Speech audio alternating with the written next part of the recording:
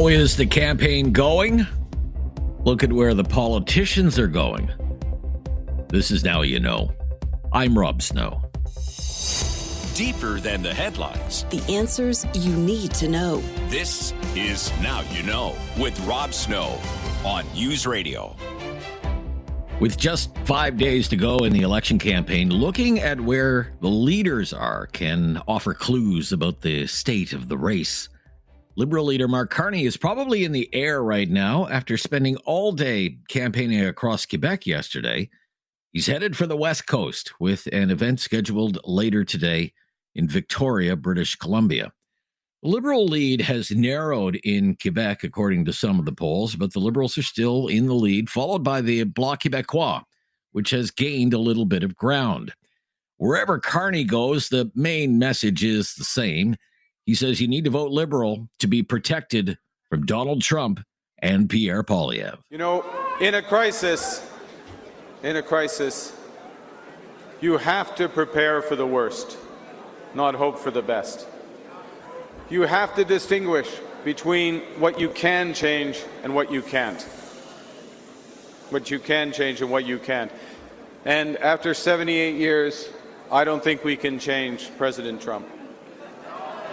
So, what we need is a leader and a party that can stand up to him. That's it.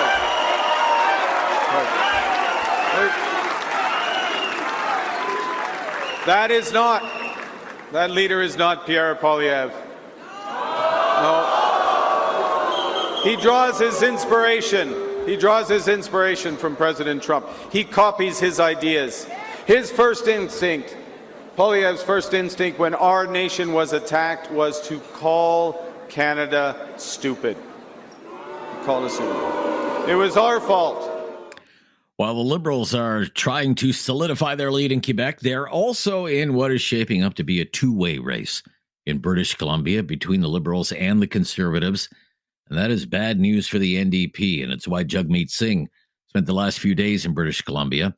Before the election, half of the party's MPs came from BC, including Singh, who is at risk of being defeated in his own riding. Singh has given up any talk of the NDP forming government. He was saying that earlier in the campaign. Now his main talking point is, if you don't want the Liberals to win a majority government, you have to vote for the NDP. We've seen that people have rejected the Conservatives. Conservatives aren't going to win this. Now it's a question of, do you want one party to have all the power, or do you want New Democrats to be there to fight for you? And so for folks here in BC, you've got actually the power to make that decision. At the end of that night, at the end of election night, it'll be British Columbians who decide if Mark Carney gets a supermajority or if enough New Democrats are there to fight back and defend the things that you care about. And so I encourage British Columbians, use your power, send New Democrats to Ottawa, and we will fight for the things that you hold dear. From Vancouver, the NDP campaign headed to Edmonton. Before the writ drop, the NDP held 2 seats in all of Alberta, but they're both in the Edmonton area. Singh was introduced at an NDP rally last night by the former NDP Premier of Alberta, Rachel Notley, who took a shot at the current Premier of Alberta, Danielle Smith. And if you want to see how that story ends, just look at what Danielle Smith is doing right here in Alberta, blowing up and then slashing healthcare. Starving our public education, making it the poorest in the country, and then attacking trans kids and threatening our Constitution and the rule of law in order to keep doing it. And now, at a moment when our country is facing a real existential threat, Danielle Smith isn't fighting for Albertans, not fighting for Albertans in Canada. No, she can pick fights only with Ottawa, threatening our place in Canada, threatening all of Canada, and then bending over backwards to appease her friends south of the border. Polling suggests the Conservatives are on track to win more than 30 of Alberta's 37 ridings. But if the Conservatives are to have any chance at all of pulling off a victory Monday night, they will need to do well in Ontario and in the vast outer regions of the GTA. There are more ridings in the GTA than in Alberta and Saskatchewan combined. The The Conservative campaign knows this, of course. That's why Pierre Poilievre held a rally last night in Vaughan, an hour's drive north of the CN Tower. And just like Justin kind of made a comeback. Did you hear about the platform that Justin Trudeau released on Saturday? Yeah. No, that wasn't a slip-up. That wasn't a slip-up. Oh, no, that was not a slip-up. We found out that Mark Carney's platform was actually written by the Liberal Party for Justin Trudeau before he decided to resign suddenly. And it was just carried over. And then when Mr. Carney became leader, they handed him the platform. They said, okay, this looks good. Control F, replace Trudeau with Carney. And away we go. Right? Now, it's not entirely fair. I don't want to be entirely fair. Unfair to the Liberals here. In fact, it's not that Carney's election platform is as bad as Trudeau's, in fairness. It's worse. Poilievre did an event today again in southern Ontario, Hamilton East Stony Creek. That's been a Liberal bastion forever. The Conservatives have never won there. And while the Liberals talk about Donald Trump and the NDP talks about the balance of power in a minority government, Pierre Poilievre wants to talk about change. Of course, as we know, there is an election on Monday, and it comes down to one word: change. Change, change, change, change.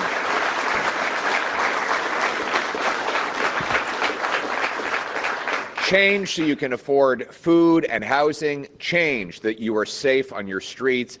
Change so we can bring home our jobs and strength.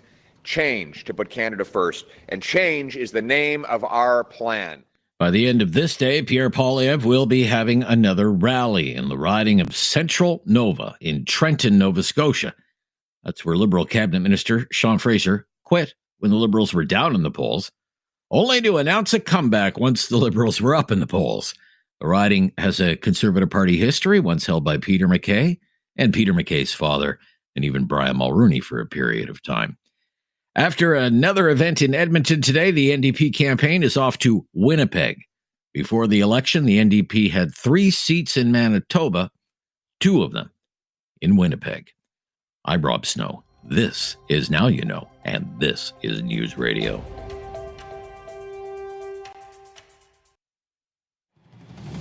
Now You Know with Rob Snow continues on News Radio. The Newsday panel. Let's jump right into it. Lots to talk about today on our Newsday panel. Tim Powers is back with us. He's the chair of Summa Strategies and managing director at Abacus Data. Hi there. Hello, Rob. How are you? Yeah, I'm good. Great to hear from you. Tim Powers. Cam Holmstrom, principal at Neepaway Strategies, is with us as well. Hello, Cam. Welcome back. Good to hear from you. Hello there. Always glad to be here with such fine folks. Good to hear from everybody. Let's get to it here. 5 days. That's it. 5 days to go in the election campaign. Tim Powers, what is the best explanation you have to offer for why the Liberals, according to just about every poll, the Liberals are in the lead, the Conservatives are a little bit behind, and the NDP is way behind? What is the explanation for that? As Jean Charest is quoted as saying in an article in the Globe and Mail about Mark Carney yesterday in a profile that Shannon Proudfoot did, luck.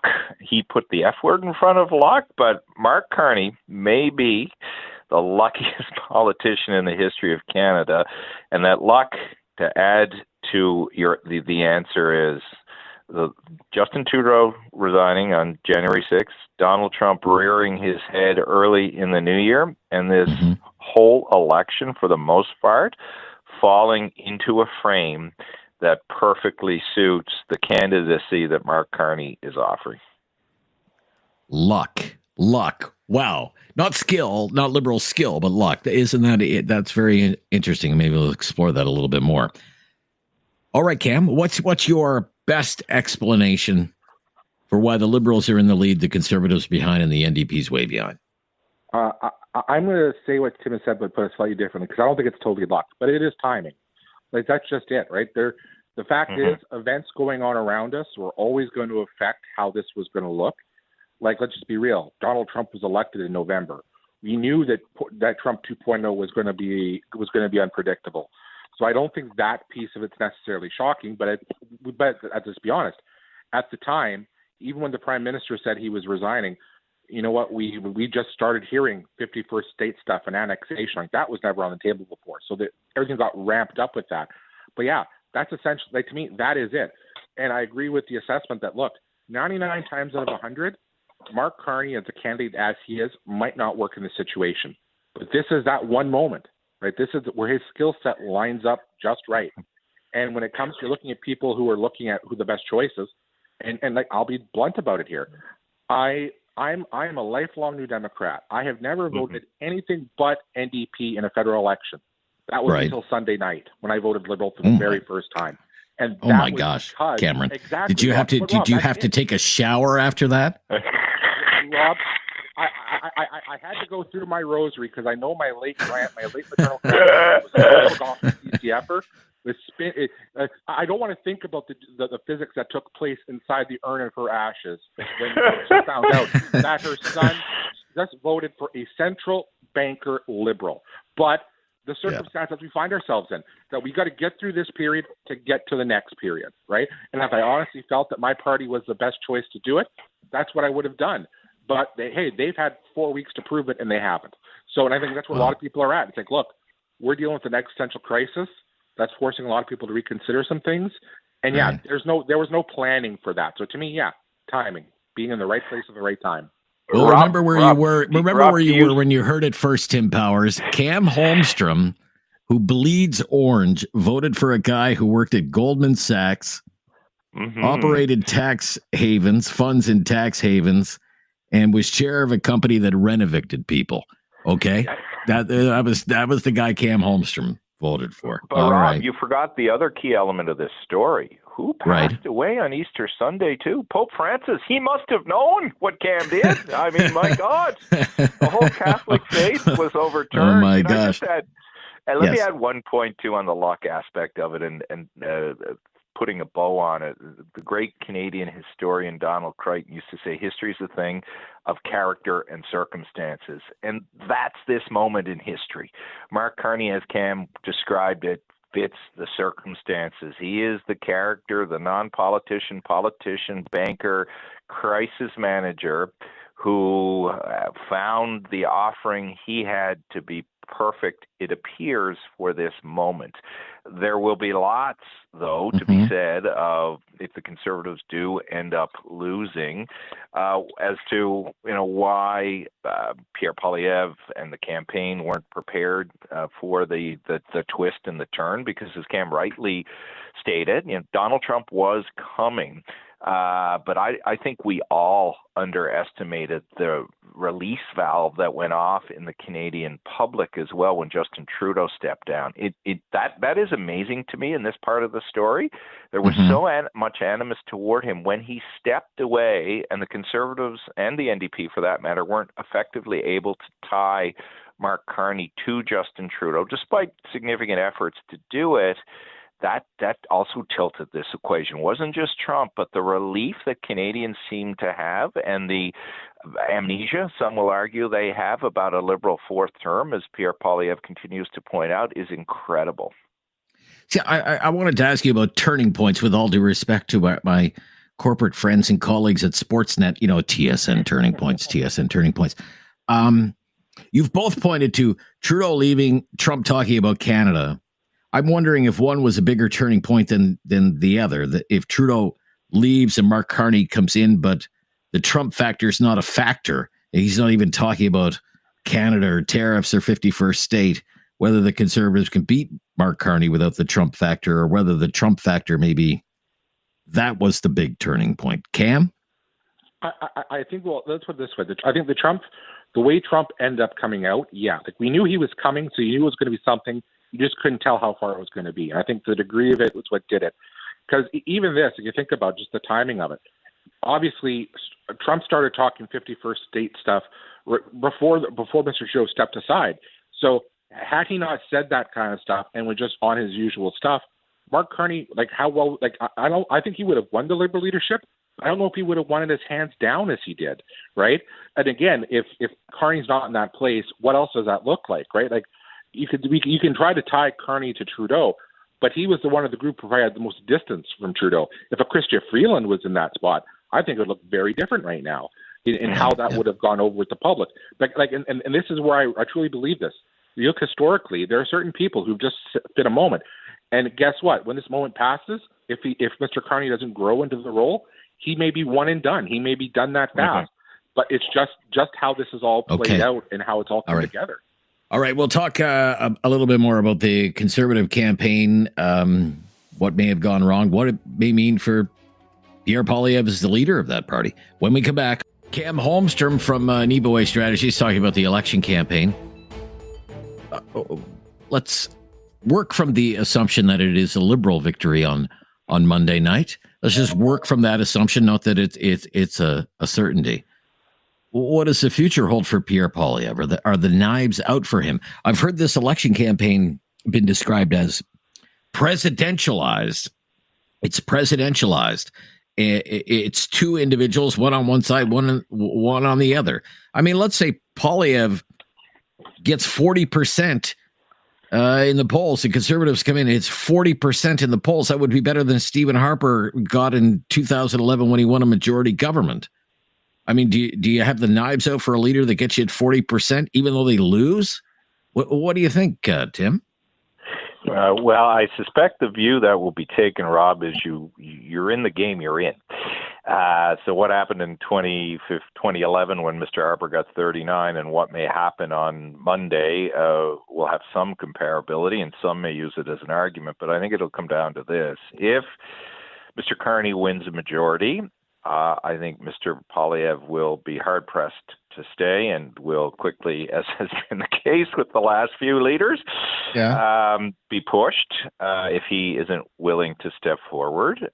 If it's a minority, I think there'll be a greater willingness for Mr. Poilievre to make the case that he should stay, particularly given that a minority at this stage is not likely to last maybe more than 18 months. So I think it depends entirely on the outcome, but if he does lose, it won't only be Corey tonight making the point that you had a 27-point lead and you let and blew it to falter. Yeah. Okay. So he could be the third one-and-done leader of the Conservative Party in a row. Do you share that opinion, Cam? I do, and I honestly, you do? Okay. Part of it's because of the circumstance. Right? Obviously, you can't, regardless of how you got there, you can't blow that big a lead and not face a consequence for it. Like there's going to be knives out there, already are. But I would also put it to not just the circumstance what happened to Trump, which was, how it played out maybe somewhat beyond their control. It's also the fact that decisions they have made internally about how they've run their campaign, how they've built themselves out, and how they decide to go about it. Talk about being presidentialized. What struck me so much about this campaign, we're so used to seeing campaigns when they struggle, lean on the team, right? Here are the people that would be in my cabinet, right, to help lay years about a leader. We have seen none of that because Mr. Poilievre's team has deliberately pushed people out who could make that up. Like, let's be honest. They pushed away people like Jean Charest. They wouldn't allow a Mike DeYoung, a former finance minister out of BC, to run for him, who's now running as independent and could beat them out there. Yet he actively chose to bring in someone like an Aaron Gunn, right, whose views on residential schools are abhorrent, or people like that. These are choices he has made throughout this whole process, right? And I think that all comes back into the picture of how it is that you are as a leader and what you're going to do. I guess to me, what I'm be very curious to see this time is that first off, if Mr. Poilievre's going, I don't expect him to go out a fight and a vicious one. Yeah, and if that happens, how does this hold together? And I think this is going to be the biggest stress point in that Conservative coalition since you saw the merger 20 years ago. And I'm kind of curious how well it will hold together, or if it starts to splinter. I don't know if I agree with. I don't know if I agree with either of you. I don't know if I agree with either of you. I think the party is kind of very, very united around Pierre Poilievre. I think a lot of people will view this as they were a kind of a victim of events beyond their control, victim of the circumstances. They didn't run a bad campaign, and maybe it's circa 2004, and you'll look ahead, and by 2006 you're in government. I don't know, but Yeah, Rob, okay. you know how sometimes your predictions and analysis is I know. a little off. Yeah. I would say yes, right now there's the appearance of unity, but that unity was brought forward by a force of discipline. And people accepted that. But there have been a lot of people who have been pushed out or not invited and not part of the team. And if Stephen Harper demonstrated anything when he came back from the 04 minority defeat and when Paul Martin won the minority in 105-06, you got to win with a team. So if Pierre is going to stay and hope to stay, he's going to have to demonstrate that he's prepared to do that. And Cam is right. There have been no substantive actions to show that is the case. So we'll see. If he gets 39-40% of the vote, he can make a compelling argument. But if he loses, and it's a majority government, 4 years is a long time, and there will be an appetite for a different type of leader, I suspect. Yeah, and maybe even a whole different type of party. Oh, yeah, Cam, last thought. I'd add one more thing. Yeah. The fact of the matter is Mr. Poilievre tonight's going to be finishing the evening in Saskatoon. If you're a conservative leader campaigning in Saskatoon 4 days out from an election, that means something has gone wrong. It's the first time he's had to go to I think he's in Saskatchewan tomorrow. I think he's in Nova Scotia tonight and then Saskatchewan. Oh, pardon me, then tomorrow. But the point is, you're going to Saskatoon in the dying days of the campaign. If your campaign's going well, you shouldn't have to go anywhere near there. The fact that he is tells you a lot about what's going on. The fact that there are seats in danger. And the fact is that, honestly, with the NDP vote cratering, there shouldn't be any seats in danger in Saskatchewan. Yet that's where he'll be. That tells you a thing or two. Okay, we'll be right back. Talk about ridings to watch. I'm pulling an all-nighter, I think, on election night, so I want as many ridings to watch as possible. What is one riding that you're interested in watching on election night? Give me a race to watch. Cam, give me a race to watch.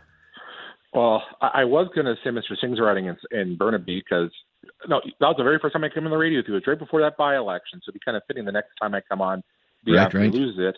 But the one I'm actually watching, I'm watching Edmonton Strathcona. It's a CCNDP holds right now. Will it be one of them to survive it? The reason why I raise it is because who's the MP there? Who was the MP there? Heather McPherson. Here's why it's important. Last night, Mr. Singh was in Edmonton putting a full court blitz on, and guess who was there stumping on his behalf? Rachel Notley. Premier Rachel Notley. And when I'm looking, Rachel, whose relationship with Mr. Singh has not exactly been the best at all times, I was floored to see her there. And when I saw her there, that screamed to me, someone's lining up to run. And what a more natural place for her to run than where her provincial seat used to be in Edmonton Strathcona. Okay. There were rumblings that Heather McPherson has her sights set on Jagmeet Singh's job as well. Okay. Tim Powers, riding to watch. What's an interesting race for you? Well, you'll like this one because you could probably see it from Sydney. The Long Range Mountains in Newfoundland and Labrador. That was the riding that outgoing Minister Goody Hutchings had. And before that, you'll remember this name. Cam probably will as well. Jerry Byrne, longtime Liberal MP, and Brian Tobin was up that way for a while. That riding has been Liberal for years. With the shift, it should stay Liberal, but it's a really fascinating local contest. Well-known provincial broadcaster from NTV, the powerhouse there, Don Bradshaw, is running. He was parachuted in. That has not gone over well. Carol Anstey is the Conservative. She almost beat Goody Hutchings last time. This is one place where the Conservatives could steal a seat. It won't mean anything nationally, but it will speak to some of the local pressures there if they steal that seat. I am one of my ridings to watch. I said Ottawa Centre yesterday. I'm going to say Toronto St. Paul's today, because I remember the day after the by-election in Toronto St. Paul's coming on the radio and say, oh my gosh, what is going on in this country? The Conservatives won in Toronto. And I just wonder, and I kind of feel bad for Dawn Stewart. I think this may turn out to be maybe what we would call a traditional by-election victory, a kind of a protest vote. The high tide came in, and now it's going out. And now it's going out, and Dawn Stewart may not be an MP for much. He may have a short duration as an MP. Toronto St. Paul's listed as pretty safe Liberal territory right now. But look, thank you. This will probably be our last conversation before the big show on Monday. So really appreciate the insight all campaign long, and we'll see how it all turns out next week. And now we know that it was Cam who was responsible for Pope Francis. So I hope Rogers runs. Yes, we have cleared that up. Okay. Bye, Cam. Talk to you soon. Bye, guys. Yeah. Take care. Tim Powers from Summa Strategies. He's the chair of Summa Strategies and managing director at Abacus Data, the polling firm. And Cam Holmstrom of Nipaway Strategies by way of originally Kenora, Ontario, Western Ontario. I'm Rob Snow. Talkback. Coming up next, we're going to talk about this Conservative campaign, the harsh reality facing Conservative supporters 5 days out from Election Day. What is giving you faith that the Conservatives can still pull this thing off? Join us right after the news. It's time to talk back. On Now You Know with Rob Snow. Call now.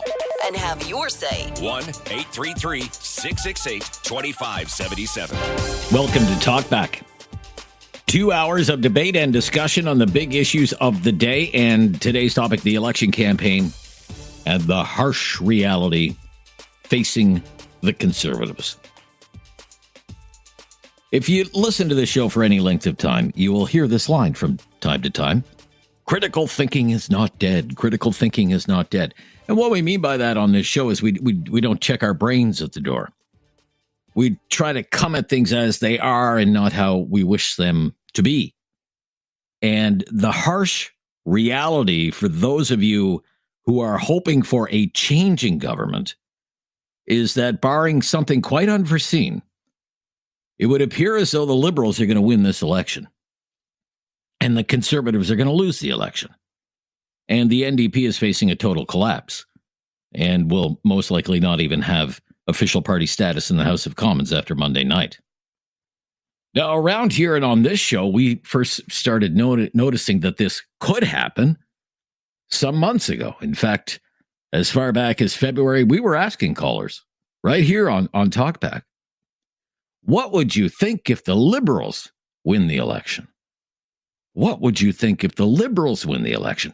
And a lot of callers to the show, with our obvious tilts to the right, didn't think too much about that prospect and didn't even think it would happen. But we were talking on this show many months ago, many months ago, about how there seemed to be signs of life and momentum for the Liberal Party, a Liberal Party that once seemed headed for certain defeat. Months ago, we started talking about this, and now there are only 5 days left in this election campaign. And all will be decided on Monday night. We're planning to do an all-night radio show on Monday, probably be with you until the wee hours of the morning, see how it all turns out. And have a backshift talkback, so to speak, but 5 days to go. And the harsh reality for supporters of the Conservatives is that the way things look, with the Liberals performing so well across Atlantic Canada and across Quebec and across Ontario, with the Liberals doing so well with older voters, who we all know are more likely to vote than younger voters, the most likely outcome right now, here on the 23rd of April, with the election on the 28th, is that it's going to be a Liberal majority government, probably a comfortable one. 180 to 190 seats. 172 is the magic number. That's what you need for a majority. Conservatives may be on pace to win 125 or so. An improvement over the last election, but not by much. Maybe they gain a half a dozen seats across the country. Look, the Conservatives started this campaign trailing the Liberals. The debates are over. They're still trailing the Liberals. Platforms have been released. Conservatives are still behind the Liberals. On the day Mark Carney became the leader of the Liberal Party, the Conservatives were still ahead. It wasn't a big double-digit lead, but the Conservatives were still ahead by about 6-7 points in the polls. And now look where things stand. Now look, I know some of you bleed blue, you probably have a big Conservative lawn sign in your yard, and you just can't believe it. The Liberals could win again. But this is reality. This is the harsh reality for supporters of the Conservative Party. So here is what we want to know today. 1-833-668-2577, 1-833-668-2577, our call-in line. If you think the Conservatives could have won this election but blew it, how did they blow it? Where did it all go wrong? What did the Conservatives do wrong? What did the Liberals do right?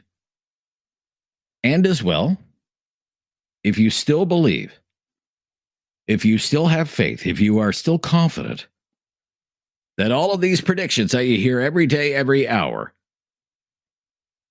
that the Liberals are going to win, if you think those predictions are wrong and still believe that the Conservatives really do have a chance to win this election on Monday night, what gives you hope that that could happen? What gives you hope at this late stage of this election campaign that the Conservatives could still win? Explain to us what you see out there that the Conservative still have a path to victory in this election campaign. Our phone lines are open right now. Let's jump right into it. Our call-in line is 1-833-668-2577. You should save that number in your phone. Just put us on speed dial. 1-833-668-2577. If you have never called before, just mention that to us and we will make your call a priority as we begin the mid-week edition of Talkback. I'm Rob Snow. This is News Radio. Liberals favored to win on Monday night. What went wrong with the Conservative campaign? And if you still believe the Conservatives can win, why do you think that? What gives you hope for a Conservative victory on Monday night? 1-833-668-2577. I'm Rob Snow. This is News Radio. Something on your mind you want everyone to know? Call now. Hello. 1-833-668-2577. It's Talkback on Now You Know with Rob Snow. The Liberals are favored to win the election Monday night. What went wrong with the Conservative campaign? And if you still believe the Conservatives can win the election, why do you think that? What gives you hope of a Conservative victory? 1-833-668-2577 to our first-time caller, Steve in Calgary. Hello, Steve. Thanks for calling, Steve. You're on the air. How you doing? I'm good, Personally, I Steve. think if you don't have hope, that's not a good thing. And where they went wrong, Pierre started bashing Trump. He's not running against Trump. He's running against Mark Carney, who, I haven't read his book, but he's a self-proclaimed lover of Karl Marx and Lenin. So, okay, I don't know anything about that. I haven't heard that. But well, that's a fact. You can do your own research. I'll do my own research. Yeah, sure. Always do my own research. If people want to vote for that, for the future of our country, you need to have hope for sure. You think he should? You think Pierre Poilievre shouldn't have attacked Trump so much? Because a lot of people are saying he didn't attack Trump enough. People don't understand what the mythology is with Trump. We have a sovereign debt crisis worldwide, and the States is very close to teetering on bankruptcy. He has to do what he has to do, and the majority of the people just simply do not understand that. He should not be attacking Trump. Trump could be one of his biggest allies. Maybe that's why Danielle went down there. Maybe that's why we only had 10% tariffs instead of 25%. That's my thought anyway. So all right, Steve. Thank you for sharing it, Steve. Thank you. Let's go to another Steve in Guelph, Ontario. Hello, Steve. In Guelph. Hello, Steve. Yeah. Hi, Steve. You're on the air. I'm just fine, Steve. So the Liberals are favored to win on Monday night. If that's the case, what do you think happened to the Conservatives? Or if you still believe the Conservatives can win, why do you think that? I think a lot of things fell into place for the Liberals in a very good order for them. And I mean that in a lot. And Trudeau was hated by a lot of Canadians. I think a lot of people wanted to vote him out. And I think the timing of everything, Trump being the president of the U.S., I think with Carney coming in and sort of acting as that political savior we're going to save you, we're patriotic, elbows up. I think that swayed people to think this guy has our best interest. Now, I don't know who I'm voting for yet. I haven't voted. But what I do think is that I think that really came about in good timing for the Liberals. I don't think Poilievre's really doing enough to really say that he's acting in the best interest of Canadians. He's kind of sticking to that same game plan he had before Trump was in. This is just honestly opinion for anything. So but that's my true belief. And I think a lot of things just really fell short for the Conservatives. And if the Liberals are favored to win, well, I think we kind of know why. I think if it was Trudeau in right now, I don't think we'd be saying the same thing. But you think, things sort of fell into place for the Liberals. One of our panelists today said, luck. They had a lot of luck on their side. Trudeau left. Trump started talking about the 51st state. They didn't have anything to do with that. It was luck for Mark Carney. And, good timing, fortunate timing. I get that. Now, on the Conservative side, do you think too much time spent on trying to prosecute the Liberal record, maybe not enough time on the Trump stuff? That there seems to be a big divide, a big debate there. What would you say, Steve? Yeah, I mean, it's totally fair. The 9 years of Trudeau, this and that, the crime, the same things he's kind of standing on, which I don't disagree with. But at the same time, do you got anything else to really talk about besides those? Like, what about, and as goofy as it sounds, maybe Poilievre should put his elbows up too, right? And at the same time, I think we maybe need to have that savior where it's like, okay, if Carney can do it, maybe somebody else can too. I mean, I think at this point he's got to really come and stand that common sense he has, and I do think he's the better candidate personally. But at the same time, I think he needs to act more of that. And I don't know if the Harper thing with bringing him and all of the commercials and the radio ads right now is the best move. I think maybe just stand on those beliefs you believe in and say you're siding with Canadians will get them a lot further than really acting in the past and who was the better employee for Harper. All right. Stephen Guelph, thank you for your call. In Calgary. Allie in Calgary. Allie. Hi, Allie. Hi. Hi, I just wanted to... Hi, can you hear me? Hear you just fine. Yeah, go ahead. Okay. I just want to say that I'm very disappointed in Eastern Canadian, especially the baby boomers, who have repeatedly said that they're voting for the devil they know. And the Toronto Sun yesterday printed out or put online the mandate for the Liberals. And they're going to be taking a lot of freedoms and things away from us. And your previous caller is right about Carney. But we're going to lose things like Facebook and social media, X, Twitter, or whatever they want to call it. Okay. A lot of those people down in the baby boomers won't be here in 10 years when the next two generations have to put up and pay for the taxes and the nonsense. And I think that it's fair to say that they are so committed to just voting for Liberal because they've always done it. They tune out any aspect of what the Conservatives are bringing to the table. It's a bias. It's a bias against Western Canadians. It's a bias against the Conservative Party. They don't want to listen to it. And even the young people have said that they want something. And quite frankly, I love my country. I love Canada. I'm a third-generation Canadian born and bred here. I got to tell you that when Alberta and Saskatchewan do a referendum, if the Liberals get in, I'm going to support separation for the first time. I've never thought about this before, but I am tired of the East dictating everything, and they don't even consider us. You don't think, Allie, if I could just interrupt there, because we're a little tight on time, you don't think there's anything that Conservatives could have done better? I think he's doing good. He's telling people, including the unions, that he's there to support all of us. He doesn't believe in Carney and Trudeau, who grew up with a silver spoon, are so wealthy they don't know what the price of gas is at the pumps. I think that Canada, if we put Carney in, we're already a joke with the UK, but we'll be a joke worldwide. And he doesn't care. I think he's a one-term PM. I don't think he cares. We're just a stepping stone for him to get on something else internationally. And that's why he moved his company to the U.S. His wife and kids live in the U.S. He doesn't have anything here that ties him to Canada, and he doesn't really care about Canadians. All right. Thank you. Thank you, Ali. Very disappointed listener in Calgary today who says the Liberals win. I'm out of here. I'll vote for separation. Wow. 1-833-668-2577. Johnny in Mount Forest, Ontario, just a little north of Kitchener there. Hello, Johnny. Hi, how are you? Can you? I'm good, John. Yep. Yeah. What's your opinion? I think a lot of it has to do with just the leader himself. So I look at Poilievre as he's kind of abrasive. I find that he's a bit of a attacking style bully.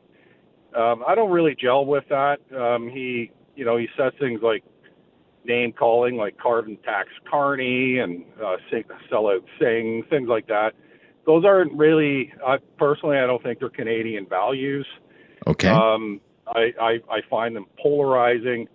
One of the biggest things that I actually have a problem with as a Canadian is the polarizing, arena style that we have in our politics. We should really be working together, even though we're separate parties. So that's a big deal. When I look at Trudeau, I think people in politics in general, my experience is that we just get tired and of someone who's been in power for too long. I saw that throughout my whole life. I'm in my 50s, so I've paid attention to politics for a long time. Yeah. And I just see it repeating itself again. Carney seems like he's an appealing guy to me. He is kind of level-headed. He's saying things that, he can be stern, but he's not attacking. He's just calling things out. I find things also on Poilievre's side of the fence that I don't find him very truthful. He's saying things like they're in it just for the pension and so forth, but that guy's one of the longest-standing politicians around. His pension's probably better than the other ones that he's attacking about. He will have a very good pension, sir. Yeah. So I just find that, those things discredit a person as a leader. I don't really want to follow someone who's about style. You don't like his style. Truthful. Yeah. Gotcha. Exactly, Gotcha. Right. Yeah. So Thank you. Ultimately, thank you, Johnny. I got to run. I want to fit in one more call here. Thanks for calling. Let's go. We're staying in the Waterloo, Kitchener area. Afif is in Waterloo today. Hello, Afif. Hey, how's it going, man? I'm fine, Afif. So, what do you think about how things stand? I think Poilievre lost because of Carney's what's that called? The carbon tax that he removed. The carbon tax. Okay. Yeah. Okay. So Poilievre's biggest thing, the whole entire thing was, remove carbon tax. I'll remove the carbon tax. I'll do this. But his biggest thing was, I'll remove the carbon tax. And Carney's like, okay, I'll just come in and just remove it. So that made Poilievre everyone's like, oh, now what is Poilievre doing for us? Nothing big. After that, okay. So after that, you think Poilievre didn't have a follow-up for that? That took a lot of the steam out of the Poilievre campaign, that there was no carbon tax to fight anymore. Yeah, so basically, so he now Poilievre can still win if he really, if he really shows Canada that what he can do better. If he can truly make Canada a better place than Carney, he can probably win still. Oh, really? So you haven't lost complete faith yet that the Conservatives might lose? Okay, interesting.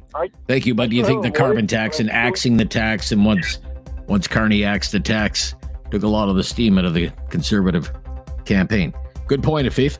All good points so far. Looking forward to hearing some more on Talkback right after the latest breaking news on News Radio.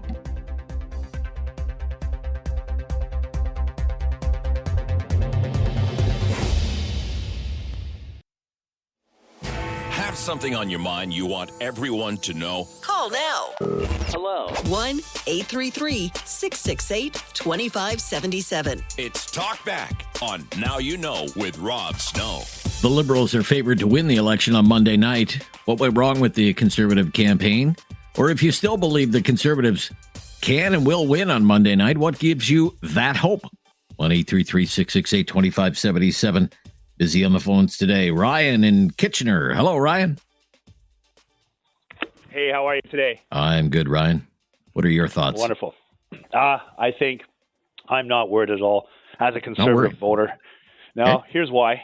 All right. You look at the rallies, number one, they're much more impactful. Number two, polls that are currently being used in the mainstream media, such as this radio show, are not as accurate as those like Yahoo News, who have 2 days ago 74,642 votes, majority in Pierre Poilievre's favor. So in addition to the polls, in addition to the rallies, I believe the Conservatives, much like the USA when they said Kamala and Trump were, neck and neck, but it was by and large a landslide. I think we're facing the same thing here.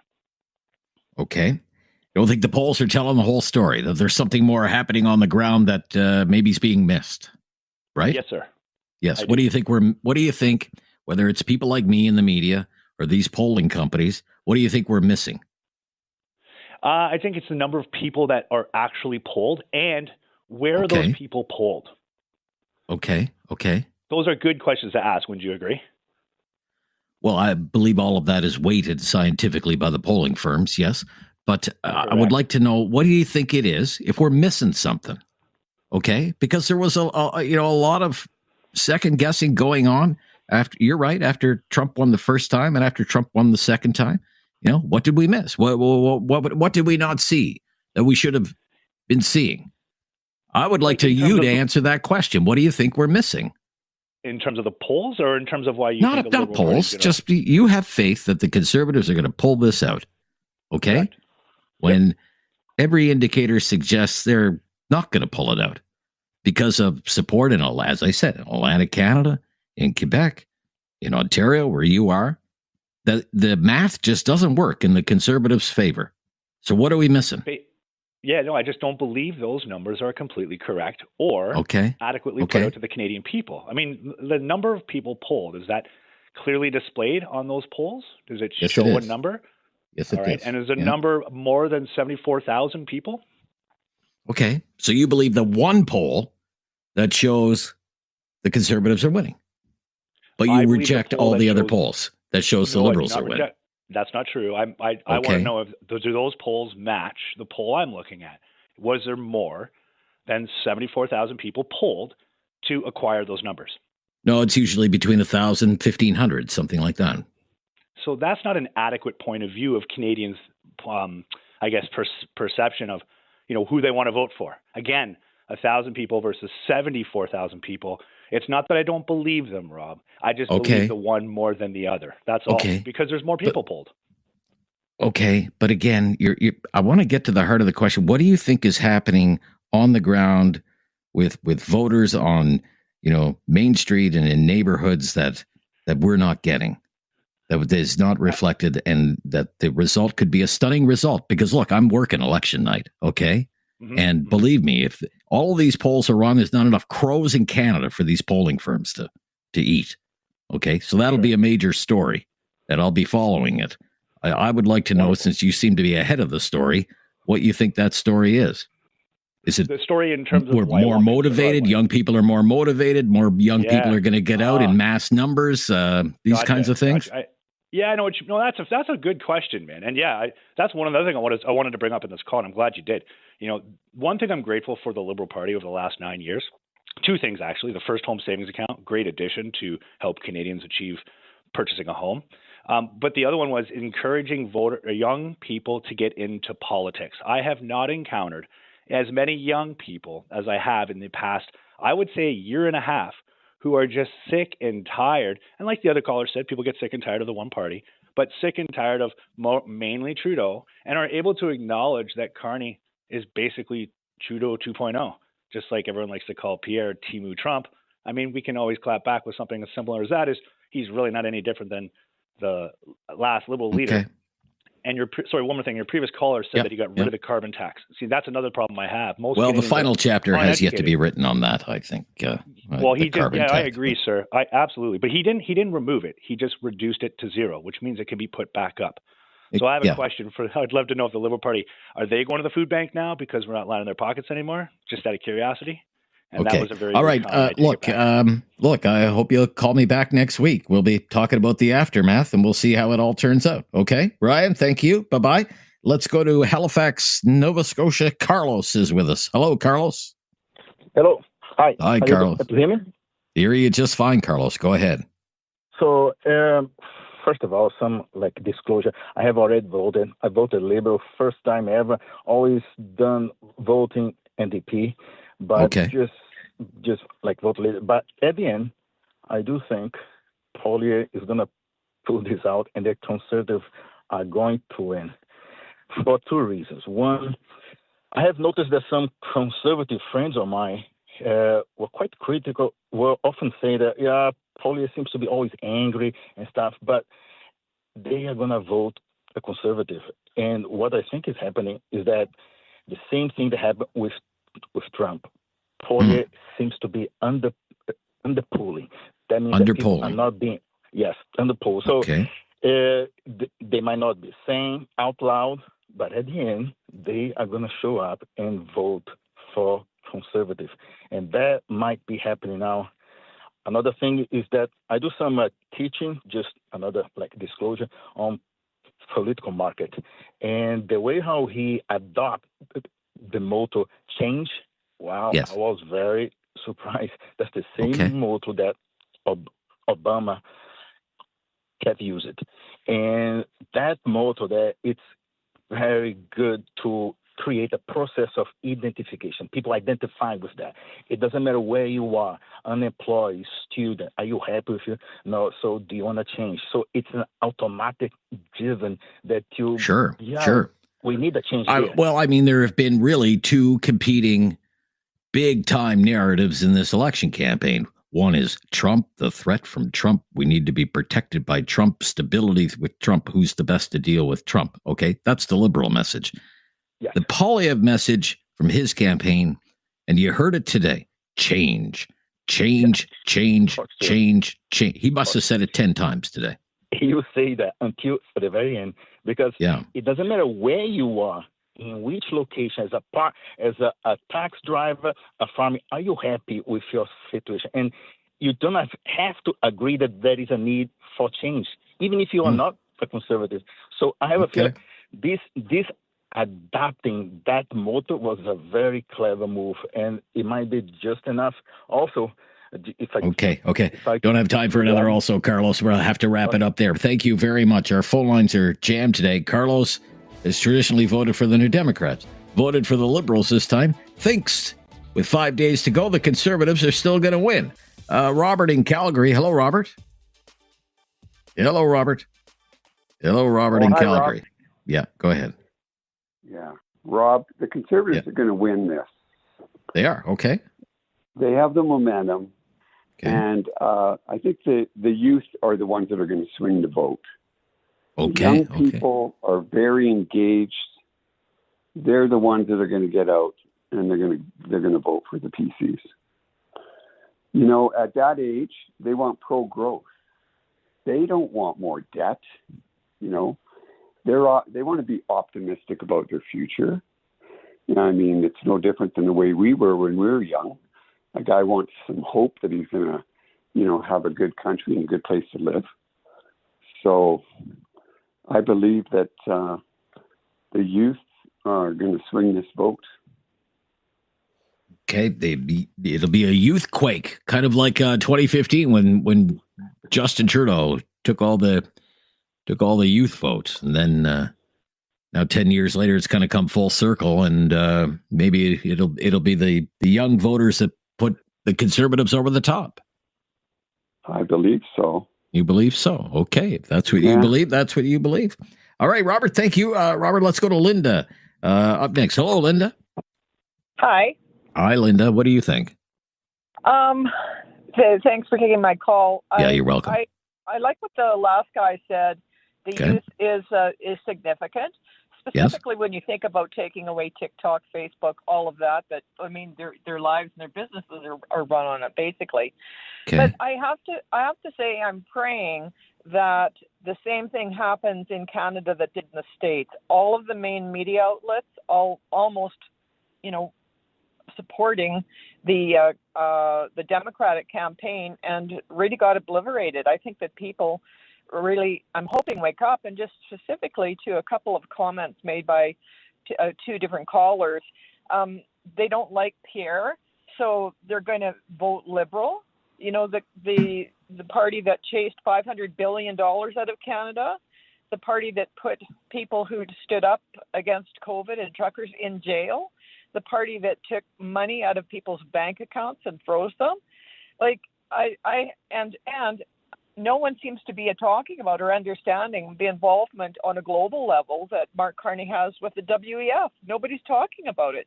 I'm amazed that these people are out voting and don't really know what's going on a global basis. I mean, look at Venezuela. It took 15 years to destroy that country. They had freedom. Everybody just shut their eyes, didn't get involved, didn't say anything, and all of a sudden the freedom. You really think we're headed? Are we on our way to becoming the next Venezuela? Is that what you think? Well, I'm not saying totally Venezuela, but he's walking down that path. Talk to any leader in the UK about what he did to that country. I mean, they're in a pickle because of his policies. Yeah, but I mean, that's a battle between conservatives in the UK who were pro-Brexit. They thought Mark Carney was too political on the Brexit debate and maybe overstepped his boundaries. Liz Truss. I mean, Liz Truss was Prime Minister of the UK for 57 days and almost crashed the currency. Like, why would we even pay attention to what she says? Well, but look at what they're not in good shape, and it's as a result of his, I don't know. Yeah, but some would also say that's a result of Brexit, that they shouldn't have left the EU.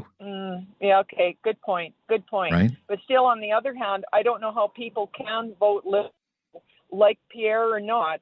And no, I understand that sentiment as well. I mean, people know my political leanings. Like, I'm a right of center, small tax, small government guy.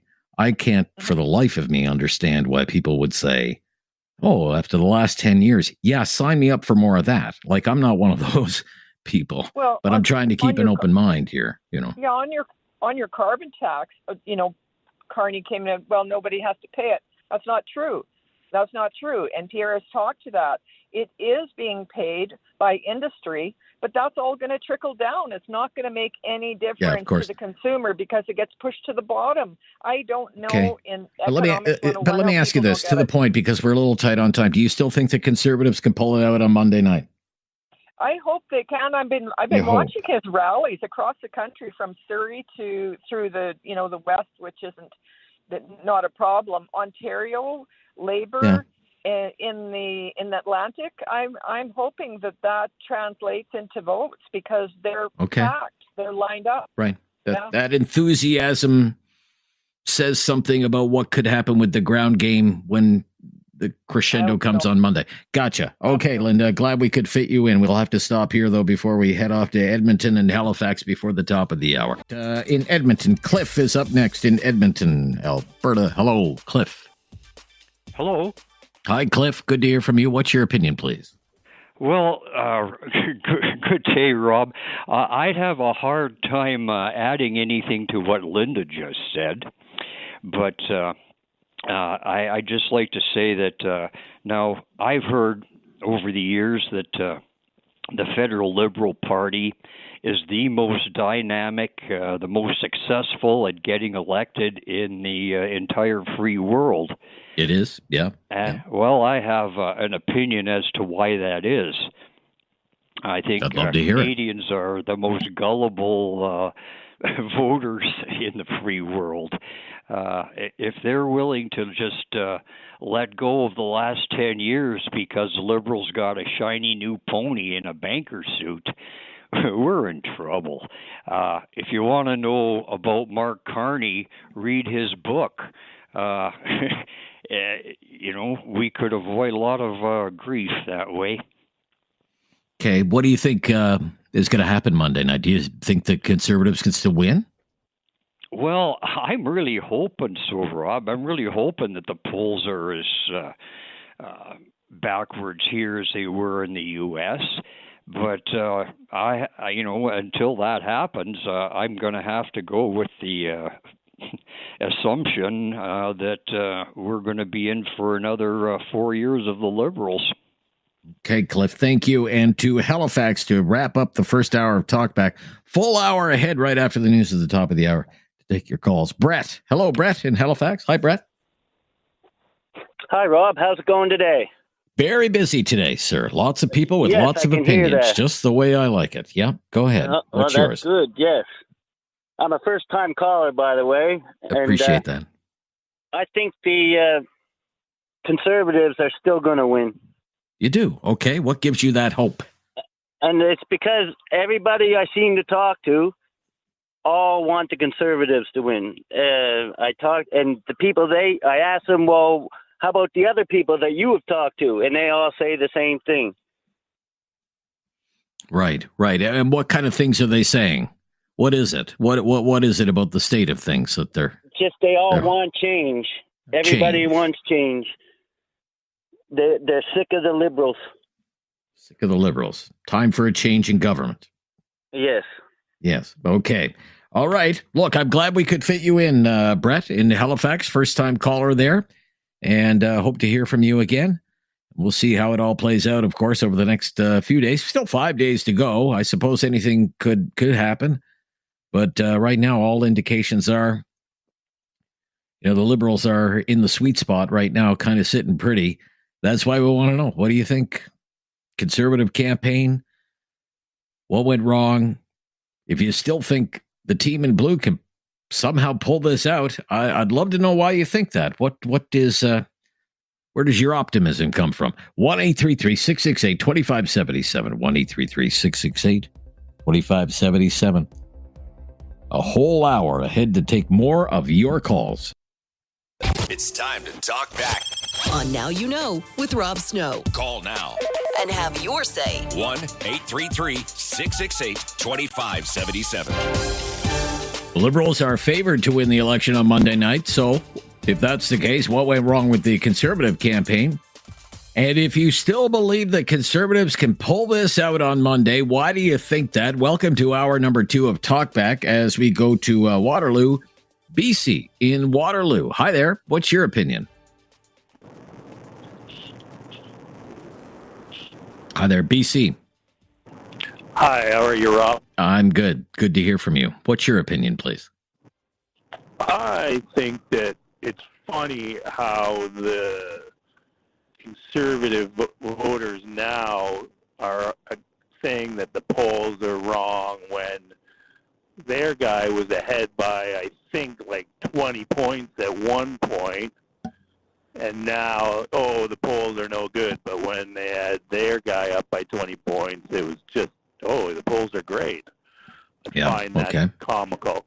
I think valid point. The change is that we have not Justin Trudeau. And the Liberals didn't even really want to support Justin Trudeau in another election.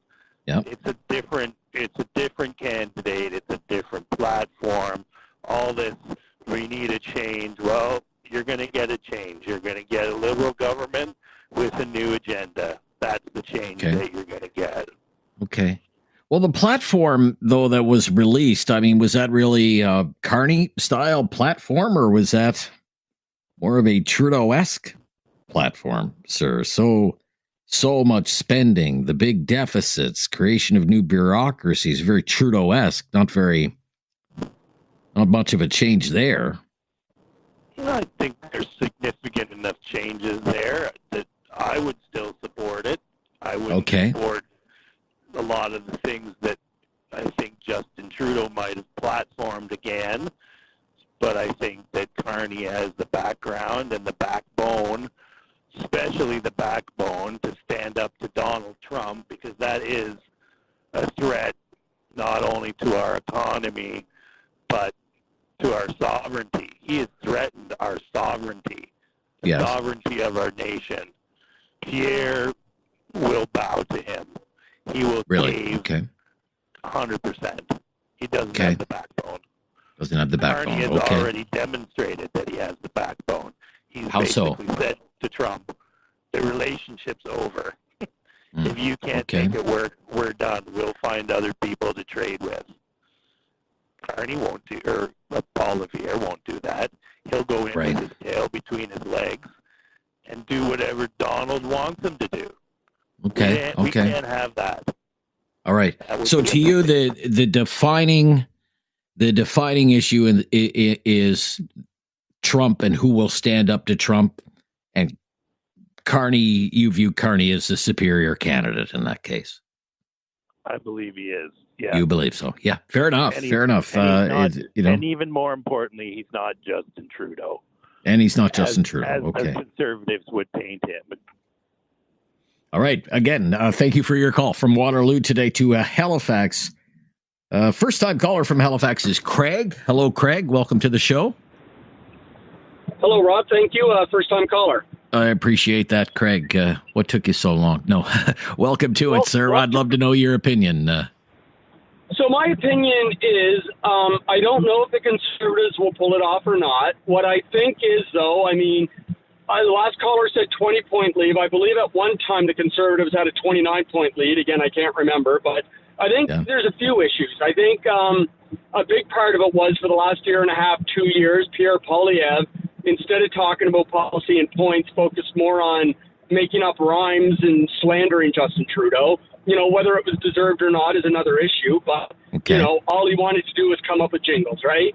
Now, probably the last 6 or 8 months, he's been talking more on policy points, but I think that should have been, looked at over the last 2 years. Additionally, I still think the Conservatives are a little too far right than Canadian culture is in today's time.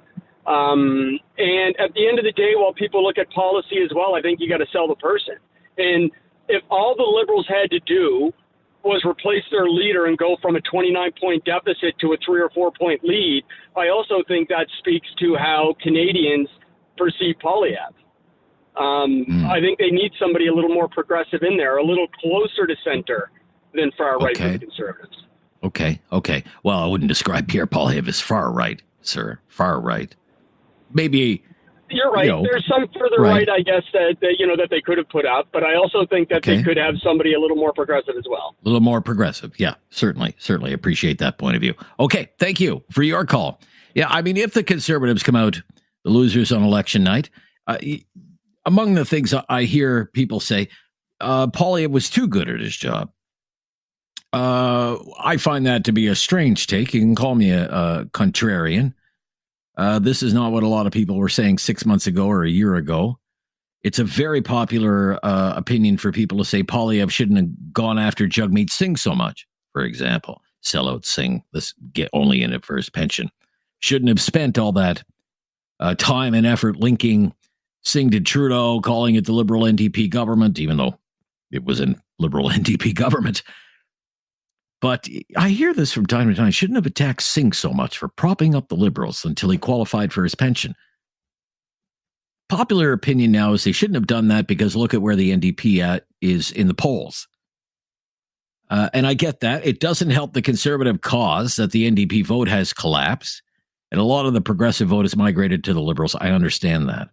But these are the same people who are saying Poilievre going after Singh was a brilliant strategy 6 months ago or a year ago because it was winning over NDP support to the Conservatives, in particular members of trade unions, not public sector unions, trade unions, blue collar, hard hat, dirt under the fingernails kind of voters.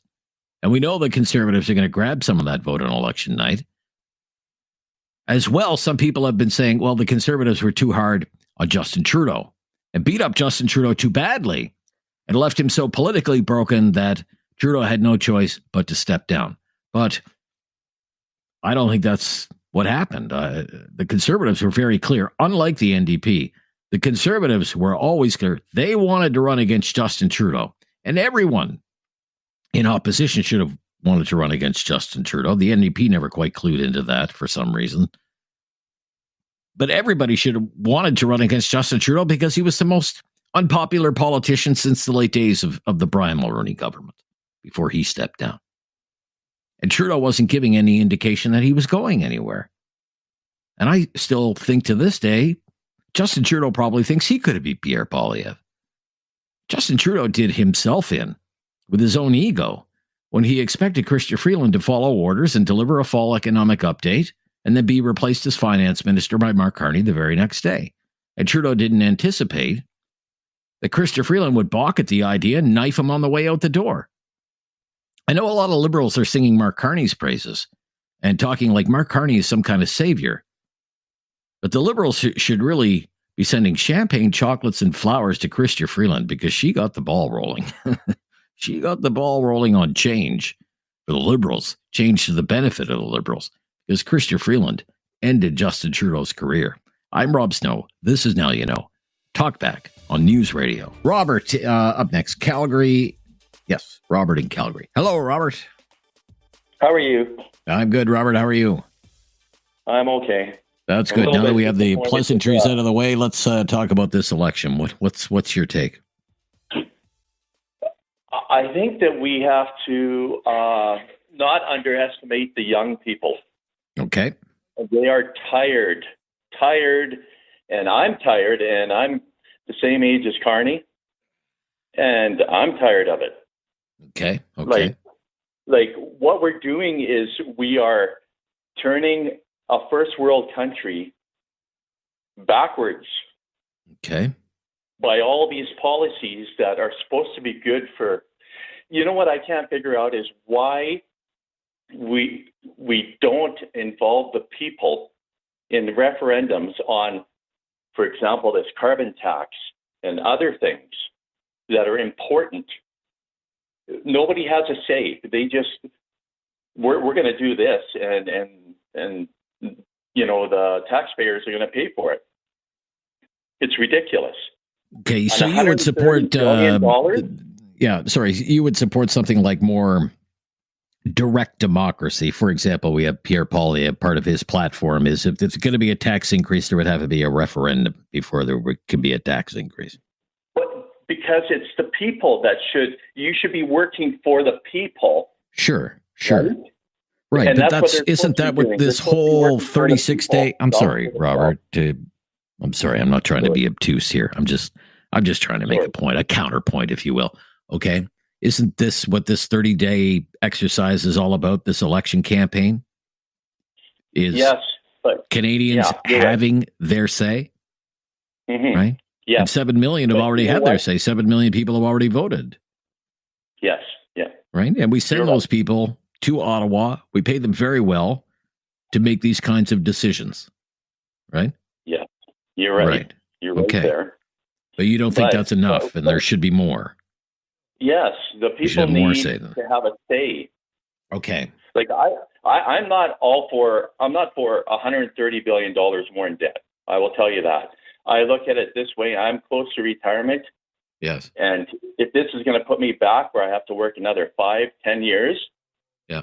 Why do I want to do that? Who's going to pay for the $130 billion? Okay. Carney? No. His money's in Bermuda. So I don't know if his money is in Bermuda, but right. Look, let me just say this. Do you still think the Conservatives can win on Monday? Yes, I do. And do you think it's because of the mobilization of young voters? Yes. Yes. You know yourself, Robert, being in the media, what do the young people they listen to? What do they watch? They're on social media. Social media. And I see a lot of stuff happening. So. Okay. All right. Good to hear from you. Thank you. Let's go to Kitchener. Joe in Kitchener up next. Joe. Hi, Joe. Hi, Joe. Yeah. Okay. Bad cell phone connection there, Joe. Gonna have to let you go. You can try and reconnect with us later. Actually, let's stop here. I'd only be able to give you a few seconds, Kenneth, if I bring you on now. So you'll have to wait, and I'll give you all the time you want. Well, not all the time you want, but more time than you would have if I bring you on now. So we'll stop here. Is Talkback. It's a busy one. Phone lines have been jammed all day. People are very engaged here in the home stretch of the federal election campaign. Have your say on where things stand. Looks good for the Liberals, not so good for the Conservatives. What's going on? This is Talkback on News Radio. Have something on your mind you want everyone to know? Call now. Hello. 1-833-668-2577. It's Talkback on Now You Know with Rob Snow. Joe in Kitchener up next. Hi, Joe. Hello, Joe. Hello. Yeah, hi, Joe. Go ahead. Yeah. Yeah, so the mass record of advanced polling numbers, my brothers and I have come to the conclusion that that is an indication that they're coming out in record numbers for the Conservatives. Now, I mean, that's just pure speculation, but do you believe any of the polls? No. Why would you believe the polls when one of the major polling companies is a contributor to the Liberal campaign? I mean, that's known. If anybody can find that out if they want to. But here's, Rob, here's what I'm worried about. Right. Preston Manning came out and said, a vote for the Liberals in this election is a vote for separation of Alberta. Well, my brothers and my cousin, who are shareholders in a local business, they declared to me today that if the Liberals win another term, my brother's going to move out west and join and live in Alberta. And my cousin's going to move down to Florida. Now, that's for real. That's known to me. Right. What that means to everybody else, I have no idea. But what does that indicate? It indicates a mass exodus of wealth from Ontario. Maybe not just Ontario. Well, I don't know. Well, who knows? Nobody really knows. But, I mean, I'd take this seriously if I were you. Right. I know. And look, you've called before. I know your political beliefs. Do you think the Conservatives still have a shot on Monday? I absolutely do. Because absolutely do. The polling numbers are so skewed. Rob, can I just make reference to the American election? Remember the number of polls that were indicating that Kamala Harris was going to win? Not only win, but win a majority. Look how that went to crap. That went in like 5 seconds. Okay. I'm going to have to end it there, Joe. Thank you. We're all stop there. Kenneth in Wyerton up next. Hello, Kenneth. Thank you. Kenneth, you can't say that word. Okay, Kenneth. Hi there. Hi, Rob. Hi, Kenneth. How are you doing Hi, today? Kenneth. I'm good. Yeah. It's hopping today, Kenneth. Yeah. Oh, I know. I've been trying to get a hold of you for days, and I keep getting disconnected, and I don't know, just busy. Busy. Yeah. Yeah, important conversation. But, yeah, what I wanted to do is talk about the polls, and you say you're professed to be a polls kind of guy. I have a question. How is it possible that these polls are getting any information that makes any sense when 75% of people don't even have a home phone for them to call? They call cell phones, sir. They call cell phone numbers, Yes, they do. But I, like everybody that I know, has a cell phone. If you're not in my contact list, it hangs up automatically. So and majority of people are like that. Well, but I don't know. Maybe they have to make 50,000 calls to get a sample of 1,500 people. And they do. They do. Some of them do a mix of phone calls. Some of them do a mix of in-person interviews. They actually interview people in person. They do online focus groups. These sorts of things to try and get at these numbers. Right. Yeah, I just find it strange because I've never received a poll. I'm a boomer in my early 60s, and I've never in my life received a poll. Okay. So I don't know where they're getting the numbers so from. You're skeptical of the polls, which leads me to believe you have confidence that the Conservatives are still in good shape for Monday. Yes, I do. Almost. You do. I have to say 100%. I believe the youth vote's going to make a difference, and youth vote's going to make turnout. a difference. Yep. Okay. We shall see. Will you call me next week? I will. Yeah. I mean, next week, if you think about it, next week is the start of a whole new story, isn't it? What happens Monday is kind of the end of one story, and it's the beginning of a whole new story. Maybe it's the beginning of what does a conservative government look like? Is it a majority, a minority? If it's a liberal government, what does that look like? Is it a majority or a minority? What is the reaction going to be to that in particular in Western Canada? What kind of blowback will there be to that? What does that mean for the country? What does that mean for national unity? And we hinted at this today. If Pierre Poilievre and the Conservatives lose this election on Monday, what does that mean for Pierre Poilievre? Is he one and done as the leader of this party? And is there some deep, deep soul searching within the Conservative Party of Canada. Many, many news stories have yet to be written about the consequences of this election campaign. Have something on your mind you want everyone to know? Call now. Hello. 1-833-668-2577. It's Talkback on Now You Know with Rob Snow. With the Liberals favored to win the election Monday night, what do you think went wrong with the Conservative campaign? Or if you still believe the Conservatives can pull this out, what gives you hope for that? Why do you think that might be the case? 1-833-668-2577 to Bill in Calgary. Hello, Bill. Hey, Rob. How you doing? A long time no hear, Bill. Good to hear from you again. Well, you've been a busy boy, so. Yeah. Yes, always. Yeah, no doubt. Anyway, I have a few predictions, but I think, really nothing went wrong with the Conservative campaign. I would rather say that everything went wrong with the NDP campaign. The simple fact of the matter is that Poilievre is polling, whether you believe the polls or not, he's polling higher than Harper did, winning a majority. So I don't think he's going anywhere after this election, regardless of the end result. But that said, because I don't see the Conservatives eating their own in this particular situation. Not when the guy's done better than anybody else in the last 15 years. But anyway, I think there's three potential results. The one that I hope for, obviously, is Poilievre pulls off a majority, and I think your callers have already hit on it. It's going to be the youth vote that pushes them over the top in that regard. I also think that the Liberal vote is lazy, and I think there's a lot that would just hold their nose and not show up, right? They'll just let it slide. So that's my hope prediction. Obviously, that my second choice would be a Conservative minority. It's not the greatest situation in the world, and we'll be back in the polls in July, August, if that's the case. And then my third scenario, which is also, sort of in a nasty sort of way, I kind of hope this for this scenario, is a minority Liberal government and Carney doesn't win his seat in Nepean. I think that'd be pretty funny. Okay. Yeah, well. Because you got to ask yourself, what's he going to do then, right? Nepean, I don't think there's any, and the Conservatives are such a good candidate there, and he got parachuted himself in there.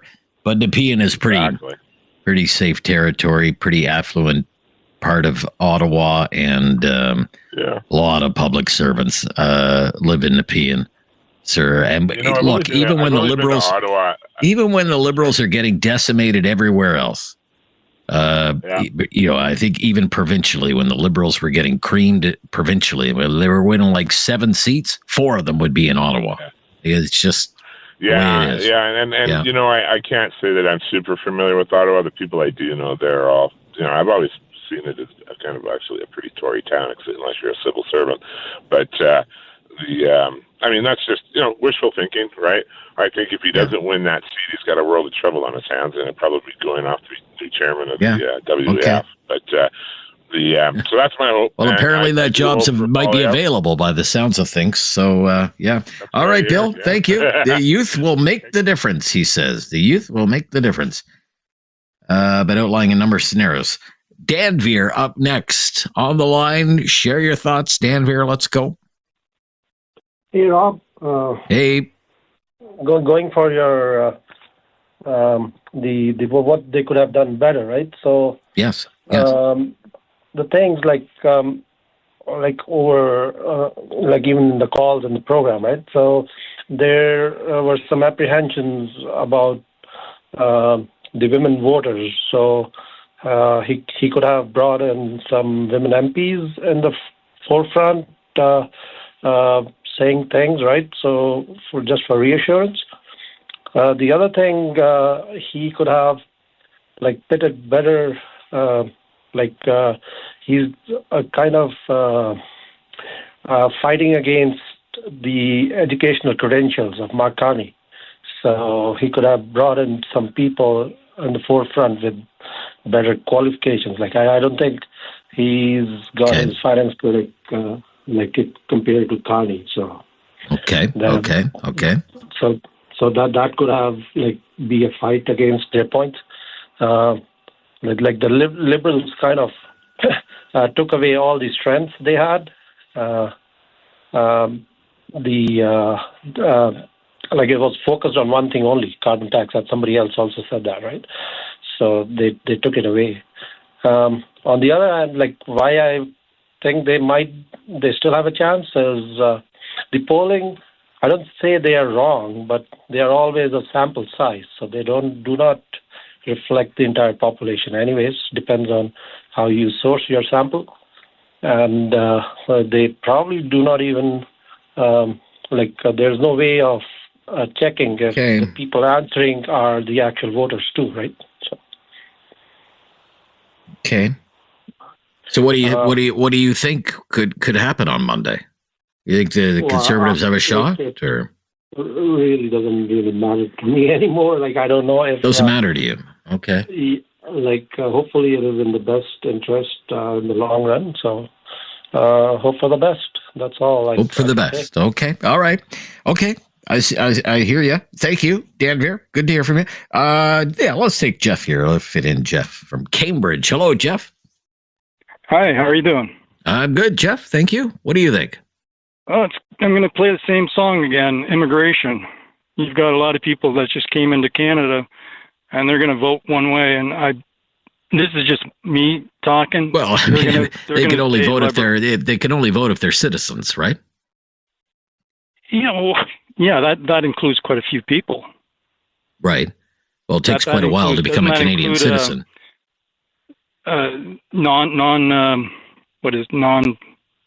I forget what it is. My mind kind of floats away. Permanent residents?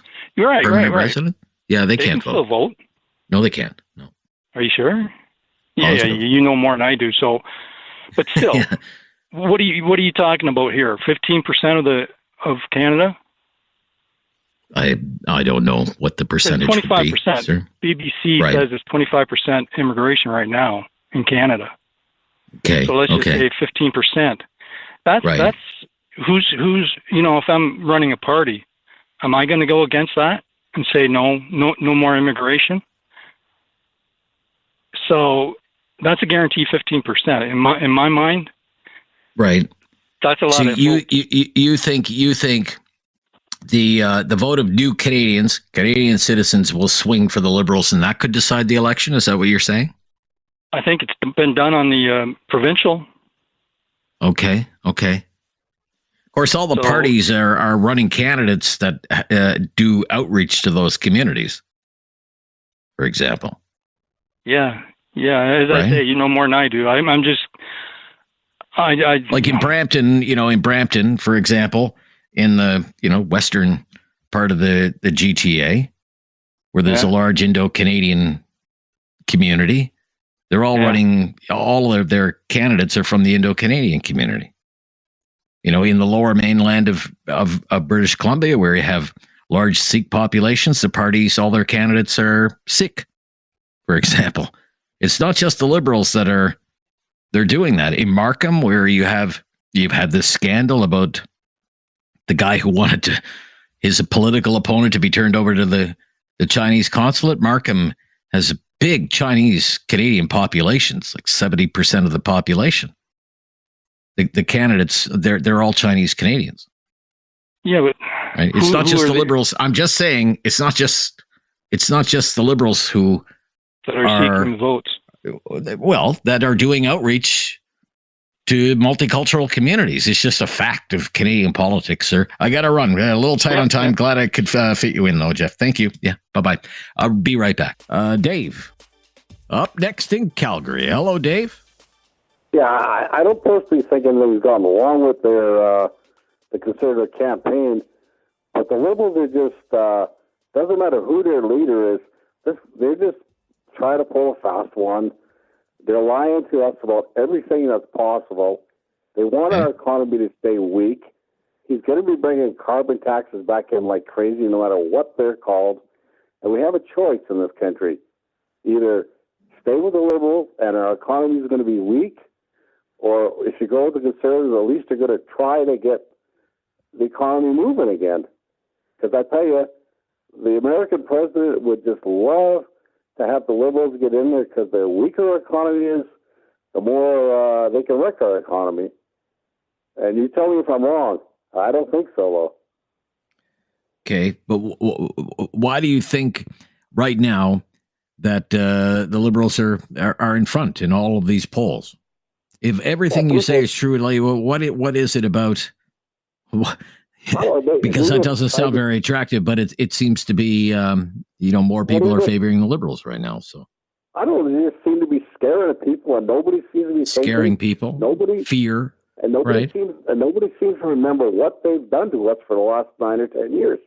They just seem to have forgotten all the terrible collective amnesia. Because I can't really think of anything that they did to strengthen our economy. Can you? Okay. Do you think the Conservatives can pull it out on Monday? Well, I've crunched numbers, and if they get close to 150 after the Alberta election, then I think they can pull it off. Because I'm going with, these are just my own numbers. I think about sure thing. 12 in the Maritimes, 12 in Quebec, maybe 64 in Ontario, 12 in Manitoba, 14 in Saskatchewan, and 35 or 36 in Alberta. That'd be the 150 mark. And I'm pretty sure they could easily win, 25, 26, or 30 in BC out of 45. Because there is 45 in BC now. And there's going to be 37 in Alberta. Yeah. Okay. That's pretty much on the high range of what the aggregators are saying right now. As long as they hit close to 150 before BC comes in, then they can pull it off. But I mean, people have just seemed to have forgotten all the damage that these guys have done to this country in the last 9 years. I can't see why anybody forgets about that. Okay. Thanks, Dave. Right now, I mean, thanks, Dave. Right now, I mean, 338 has them on the high side. Conservatives, like the most optimistic outcome right now would be 158 seats, 172 being the magic number. But an average, when you average the polls, probably coming in at about 123. I think they had 120 before the election. Emerson in Calgary. Hi, Emerson. We'll have to make it quick, Emerson. Hi there. Yeah, first of all, I want to say thank you. You're a beautiful man, and everything you do for all the people in Canada. God bless you, Emerson.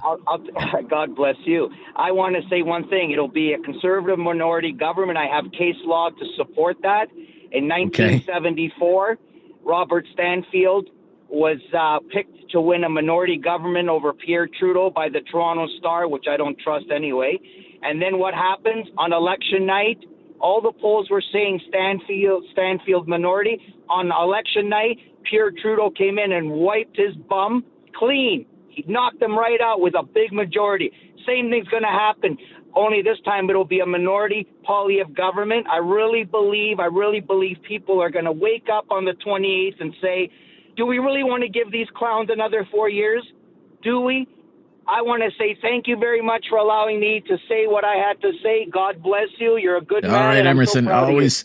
All right, Emerson. All right, you keep the faith, Emerson. We'll be right back and wind things down for this Wednesday edition, which has been super busy here today, non-stop since we started just a few hours ago with Talkback. Have something on your mind you want everyone to know? Call now. Hello. 1-833-668-2577. It's Talkback on Now You Know with Rob Snow. Winding things down for the Wednesday Talkback. We're talking about the election campaign. I mean, all the indications are the Liberals are, they're pretty much sitting pretty 5 days to go. We've been asking what the heck happened to the Conservatives, or whether you believe the Conservatives can pull this one out on Monday night. Let's go to Dave in Calgary. Hello, Dave. Hey, Rob. How are you today? I'm good, Dave. Thank you. Good. It's like you're going to get the last word today, Dave.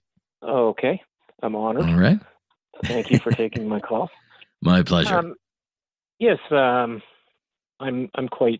holding out a little bit of hope that Conservatives can still pull out a victory here. Okay. I'm hoping the Canadian people are a little bit smarter than having the wool pulled over their eyes again by the Liberal Party. Not much has changed other than they have a new leader. We have to be concerned about Donald Trump, but we can't base our election on Donald Trump. We need to focus on Canada and building Canada again. And the Liberal Party has proved over the last 9 years that they're not able to do that. There's so much division within our provinces. We're not able to trade within our provinces. And it's a wake-up call from the United States, how much we've relied on them and how much we have to change moving forward. Certainly the Liberal Party is not the right party to do that. Mark Carney is a carbon copy of Pierre Trudeau, or I should say Justin Trudeau. Yeah. And I just, I hope Canadian people are going to wake up and not give this Liberal Party another 4 years. Okay. I think we're headed in the wrong direction. Headed in the wrong direction. So, okay. So what went wrong with Pierre Poilievre is, I think, to be honest with you, in my opinion, that Pierre Poilievre is not as good as a public speaker as Mark Carney. Oh, really? I Okay. watched a little bit of the debate that he had in, not the debate, but he had a rally event in Kitchener, and I watched a little bit of that. He seemed to be a little bit nervous during his speech. Okay. A little bit of a newbie with respect to speaking to a large audience. Okay. And I think Mark Carney is a smoother talker. Just like Mark Carney is a smoother talker than Poilievre, really. Just like the con artist Donald Trump managed to convince all these people how great he is. That's my opinion. All right, and I thank you for sharing it today with us here on Talkback. Yeah. Okay. Well, David, that was another busy one today. Holy smokes! We're just keeping track here of all the calls that we took. And look, a lot of people still think this election campaign is far from over, that there are 5 days to go. People are convinced that, I should say some people are convinced that, the polls might be missing something, missing enthusiasm on the ground. So we'll see, when the returns start coming in on Monday, how it all turns out. And of course, there will be, after today, 4 days of campaigning to go. You have today, Mark Carney is on the West Coast. Jagmeet Singh is headed to Winnipeg with the NDP desperate to hold on to the 2 Winnipeg area seats that they have. And Poilievre is headed to smack dab in the middle of Nova Scotia, Central Nova. That's a riding that was blue during the Harper years and red during the Trudeau years. And Sean Fraser had left, and now Sean Fraser is back, and Poilievre is having a rally there tonight in Trenton, Nova Scotia. So we'll be back tomorrow with a brand new angle on this election campaign and more of your calls, more of your opinions. I hope you can join us then on Talkback. And now you know, I'm Rob Snow.